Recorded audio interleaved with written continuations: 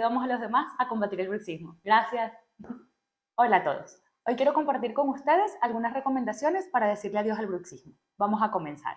Primera recomendación. Si sufres de bruxismo, lo primero es hacer una cita con tu dentista para que te recomiende una férula de descarga. Esta te ayudará a proteger tus dientes durante el sueño. Segunda recomendación. Antes de dormir, practica técnicas de relajación y meditación. Estas ayudarán a relajar los músculos. Tercera recomendación. Mantente hidratado. Hidratarse ayuda a relajar los músculos y así evitar el estrés. Cuarta recomendación. Evita el consumo excesivo de cafeína y alcohol.